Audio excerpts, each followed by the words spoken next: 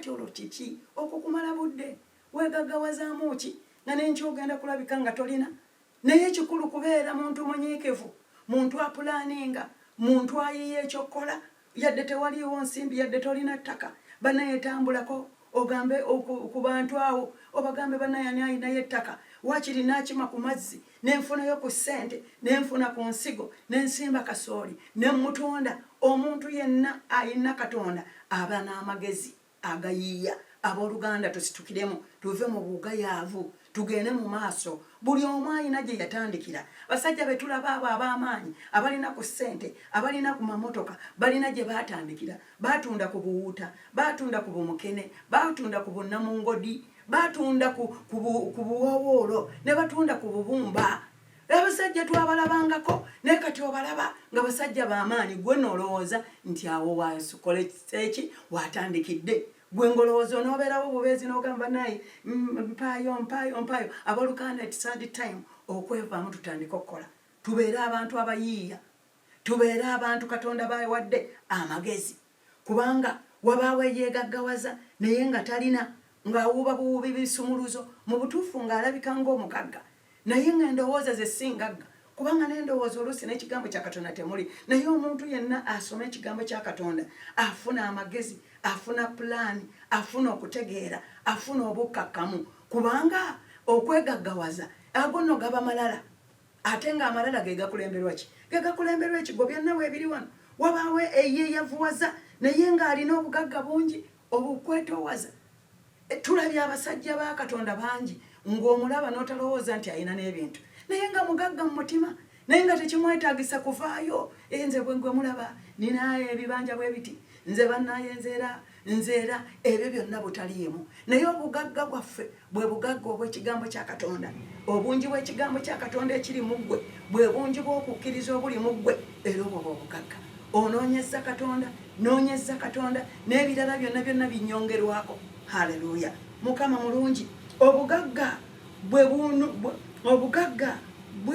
bwe bununula obulamu bw'omuntu oyo nno eyeeyavuwaza wabaawo eyeeyavuwaza naye ng'alina obugagga bungi obugagga bwe bununula obulamu bw'omuntu kituufu naye omwavu tawulira kukanga kwonna omusana gw'abatuukirivu gusanyusa omusana gw'abatuukirivu gukola kigusanyusa omusana gwe guliwo ye yesu wange asanyusa yesu wasanyusa gwe omutuukirivu yesu gwe musana kyekigambo mu Zabbuli 10:19 oluyinyiriro 15 agamba nti ekigambo kya katonda yettabaaza eri ebigere byange yesu gwe musana gwange yesu gwe musana gwo yesu akumulisiza yesu amulisiza yesu amulise mu bufumbo bwo yesu amulise mu mirimu gy'engalo zo yesu amulisa mu ministries etuweerezaamu mu buweereza bwe tuweerezaamu yesu amulisa mu ndowooza zange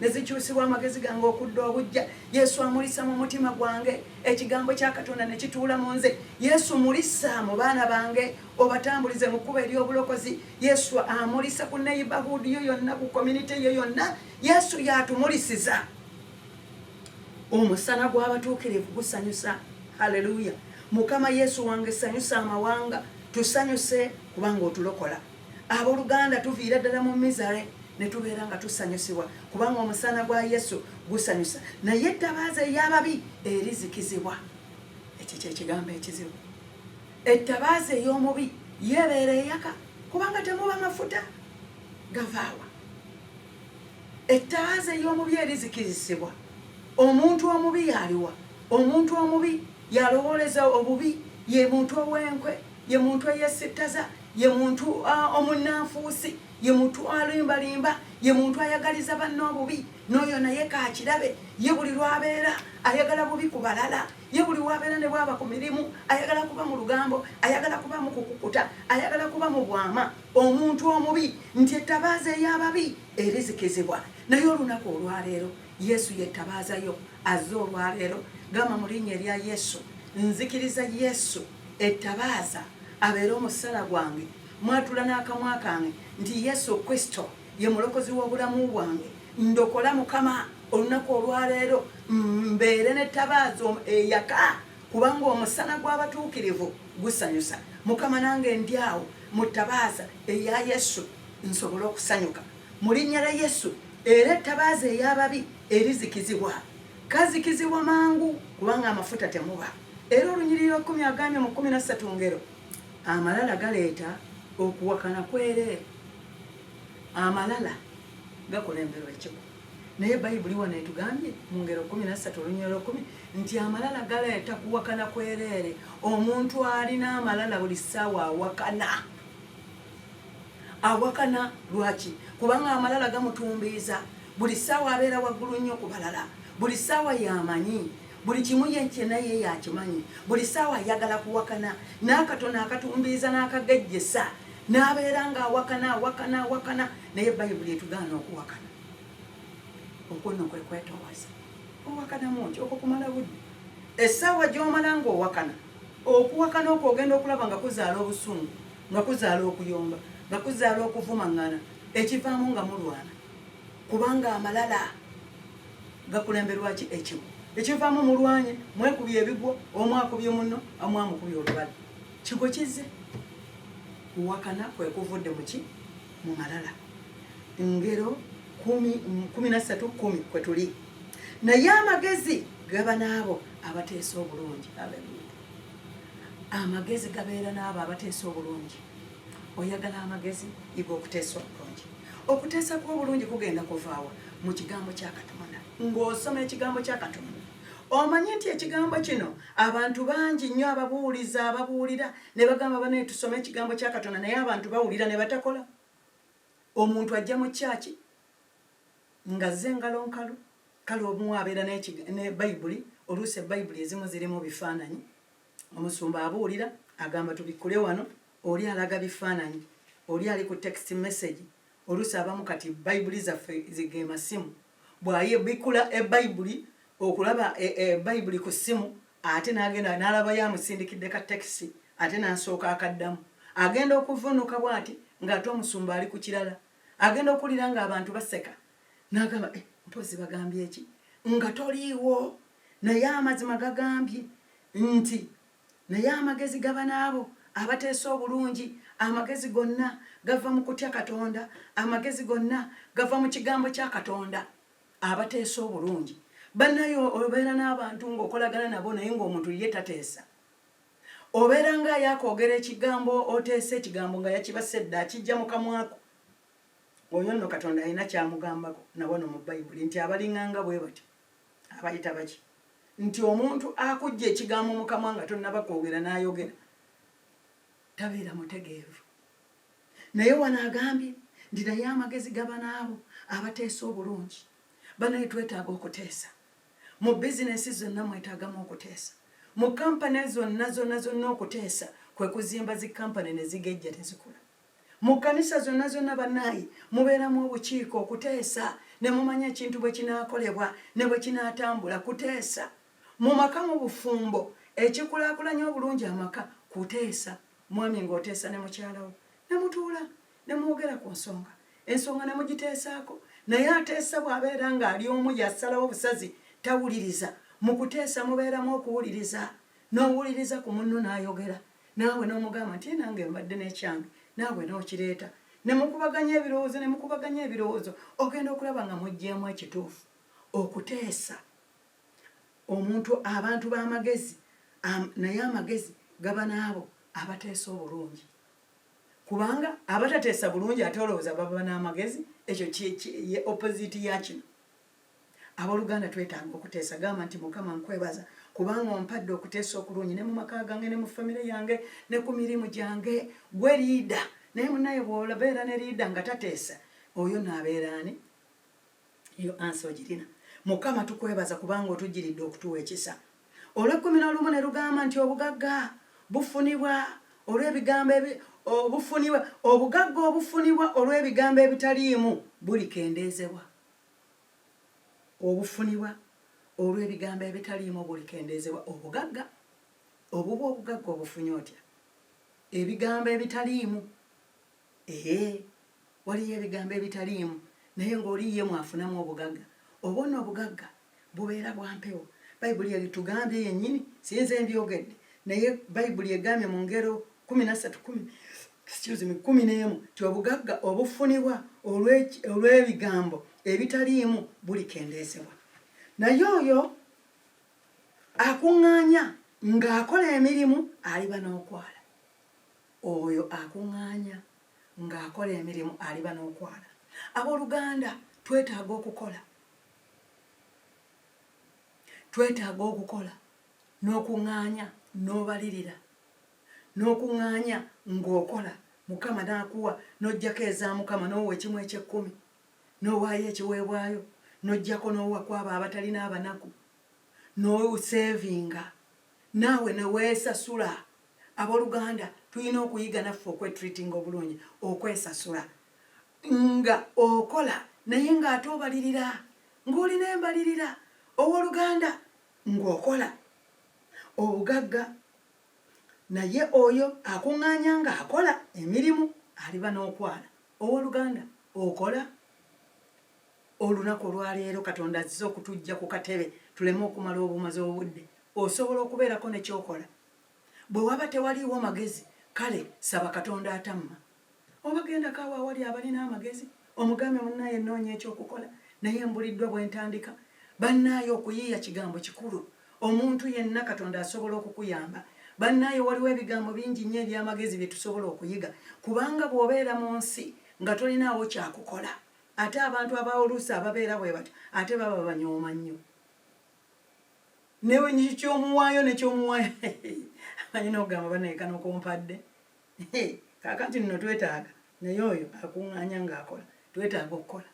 Abooluganda gamba nti mu linnya la Yesu nange ngenda kutandika okukola.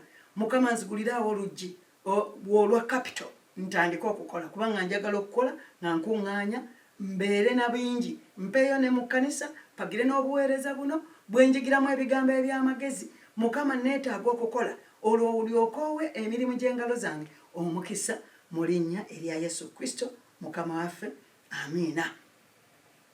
12 agambye nti essuubi erirwawo lisinduukiriza emmeeme naye ekyegombebwa bwe kijja kiba muti gwa bulamu. Essuubi kibala. Essuubi kibala. Ekyegombebwa bwe kituukirizibwa n'omala okukirabako kiba muti gwa bulamu mu ggwe. Wasaba olina ebintu by'osabye naye nga tonnabiraba. Naye essuubi ekyo ekyegombebwa kye wasaba bwe kirituuka ogenda kulaba ng'olina omuti ogw'obulamu mu ggwe kubanga wakisaba Mukama mu linnya erya Yesu naye ne kikufuukira omuti ogw'obulamu. Waliwo bingi bye twasaba edda oluusi ne tubiva nako oluusi ne tukoowa n'okukoowa naye olunaku olwaleero mu linnya erya Yesu tusaba Mukama Katonda wange ekyo ekyegombebwa kye neegombedda Mukama kireete kifuuke omuti ogw'obulamu mu nze, kifuuke obujulizi mu nze, kifuusike ettala mu nze kubanga kiraga Katonda ali mu nze, kiraga Katonda ali mu ggwe. Saba gamba Mukama ekyo kye neegomba nakikusaba naye Mukama nnoonya amaaso go mbeere nga nsobola n'okukola, mbeere nga nsobola okuwagira omulimu gwo, mbeere nga nsobola okuwagira abaweereza abo, mbeere nga nkola nga njagaliza n'abalala mu linnya erya Yesu. Weebale kubanga okinkoledde. 13 agambye buli anyooma ekigambo yeereetako okuzikirira. Okiwulira omunyoomi okunyooma obunyoomi weereetako okuzikirira. Naye oyo atya ekiragiro aliweebwa empeera. Ekiragiro ky'obwa Katonda oliweebwa empeera. Otambulira mu kwagala kwa Katonda. Tutambulire mu kwagala kwa Katonda. Ayi Mukama tuyambe tutambulire mu kwagala kwo, tutambulire mu tteeka lyo Mukama kye kigambo ky'obwa Katonda.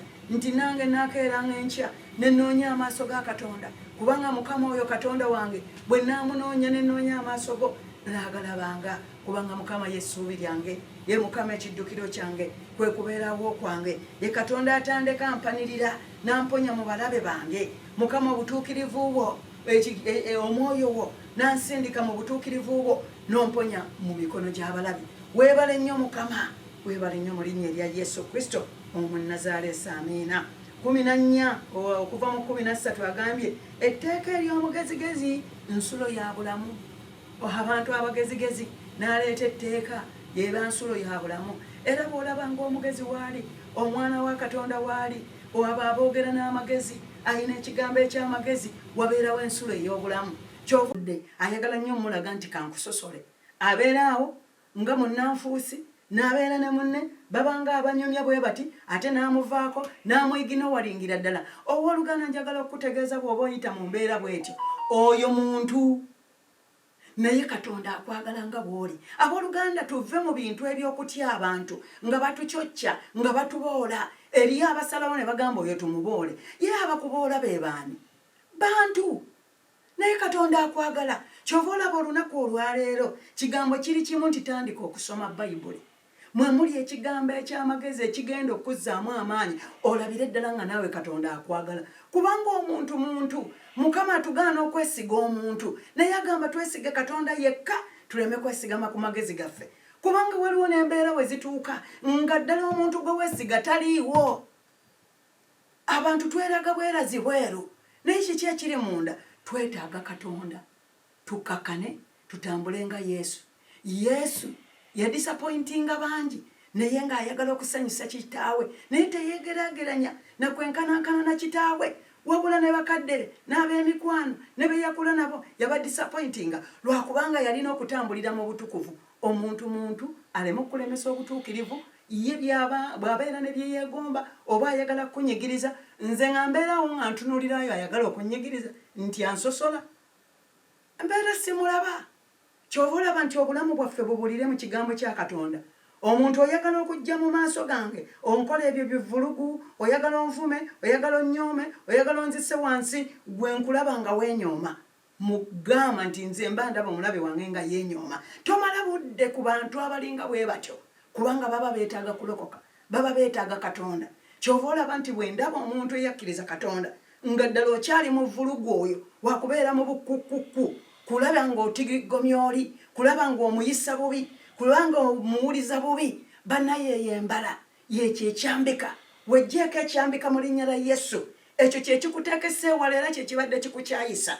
Gamba mu linnya lya Yesu Kristo kaneeyambululeko ekivume, weeyambululeko ekivume ky'obunnanfuusi. Yesu yakyogera wano ng'agamba Abafalisaayo kubanga yabalabanga nga bateesa bubi nga baagala okumukema nga bamukema bino tiye buno obudde we bubeera buti ate buba butya. N'abagamba abange mutuuse naabo nga temunnategeera ekyo. Obunnanfuusi ekizimbulukusa. Owooluganda totya balabe, abooluganda totya bannanfuusi. Abo ababadde bakola bukku, abo abadde bakola obukuukuku bakunyigirize, bakulemesa omulimu, bakulemesa obuweereza. Mu linnya lya Yesu gamba nti mu linnya lya Yesu. Yesu yagamba omusajja mu Bayibuli ye yamulabanga Setaani. Musomyeko wano mu Matayo 16. N'amugamba gwe Setaani dda ennyuma wange. Abantu abamu bwe batyo babeera mu bifaananyi bwe bityo. Naye mu linnya lya Yesu tewali asobola kulemesa. Bweyimirira buyimirize olabe obulokozi bwa Katonda. Abooluganda tuve mu kutya.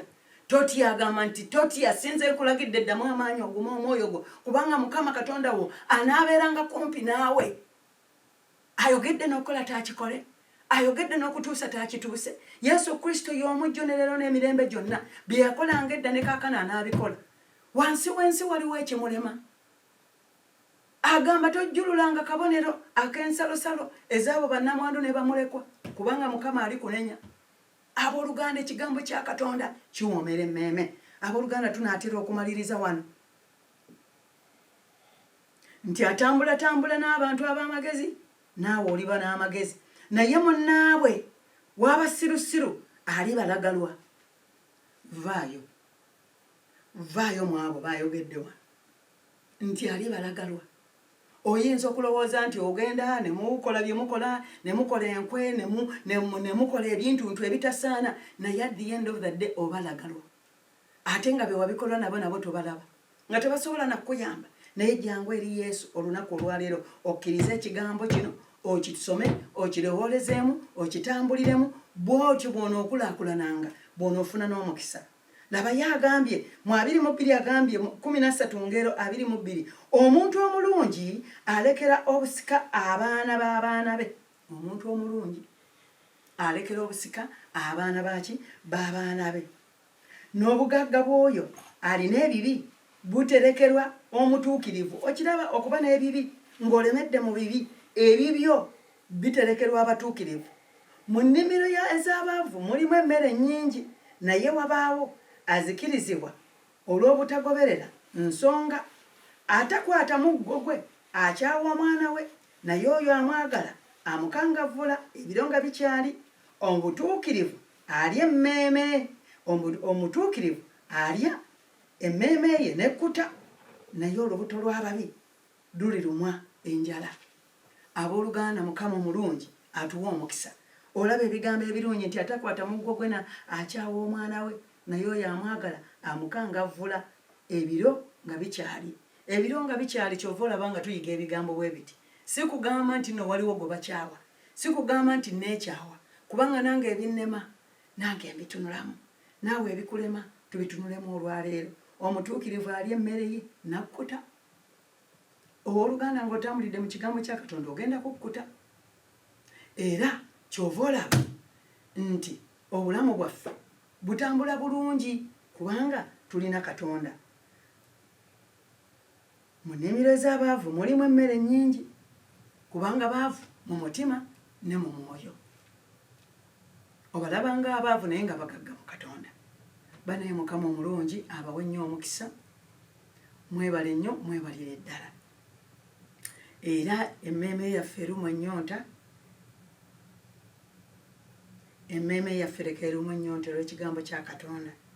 Tweyongere Mukama okumumanya. Mukama nsaba ekisa kyo Mukama n'amaanyi go. Tuli mu maaso go Mukama, tuyize ebigambo bingi. Naye Mukama mu linnya erya Yesu Kristo bye tubadde tetutambuliramu Taata, tuyambe. Mukama nyamba, Mukama nsonyiwa. Gamba Mukama nsonyiwa, sonyiwa omutima gwange, sonyiwa entambula zange, guruupu ze mbadde ntambuliramu embi Mukama. Nsonyiwa Mukama Katonda wange, nsobola okumanya, nsobola okutambuliramu ggwe. Nabo basonyiwe kubanga nabo babadde tebamanyi kye bakola. Mukama ffenna tusonyiire wamu bye mbadde nkola mu kkanisa nga ngenda kutuukiriza mukolo ne nyambala bulungi ne nteekako ka make-up bulungi bandabe nga nzize kusaba naye nga ndi mu byange nga nkola nkwe nga nina bennimirira bwe basinza ne mbavuma bwe nkola bwe nti ababuulizi abuuliddemu kyoyo. Mukama nsonyiwa. Gamba Mukama akusonyiwe.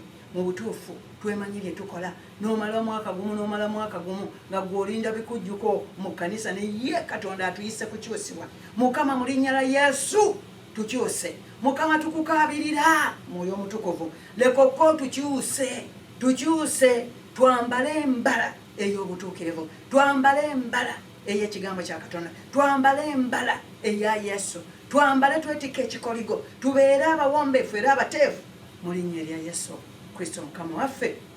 Amiina.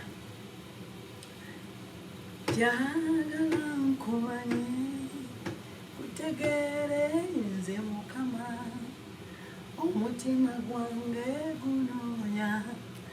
Mukama njagala nkumanye empewo omuddu bwenoonya amazzi ag'okunywa. Omutima gwange gunoonya. Mukama njagala nkumanyi. Amiina. Mukama abawe omukisa.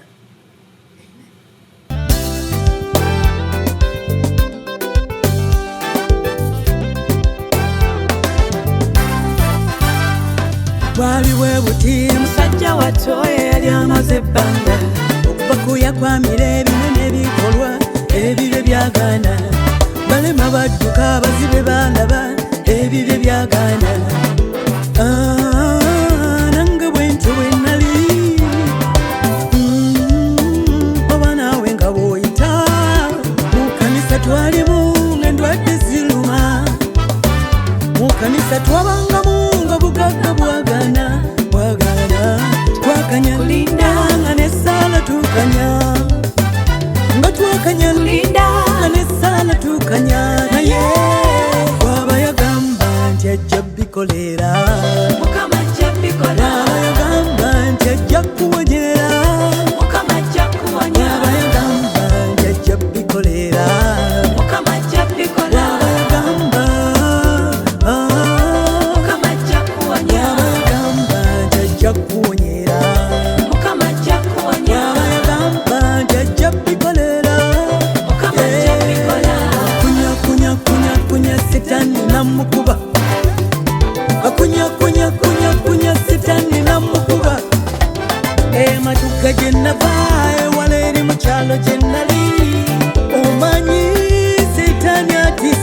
atisa omanyi sitani atisa kale lwakuba tonnalaba kalumba ne Yesu obutaswala bwe lwakuba tonnalaba amaanyi ga Mukama tegaganyoma.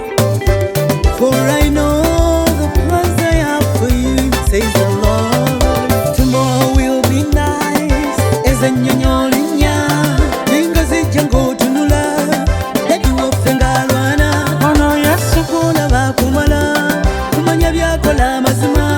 Oh, I know tugwa mu maanyi bw'aba yagamba nti ajja bikolera Mukama ajja bikola nga yagamba nti ajja kuwonyera Mukama ajja kuwonya bw'aba yagamba nti ajja bikolera Mukama ajja bikola nga yagamba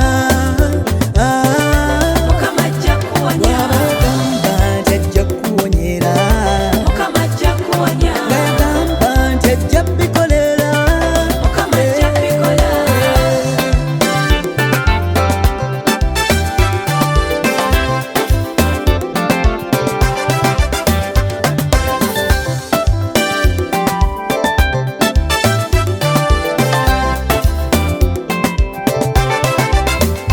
Kati nawummula, everybody wanna dance tonight. Leka baana beekeja, kasitaani kadduka.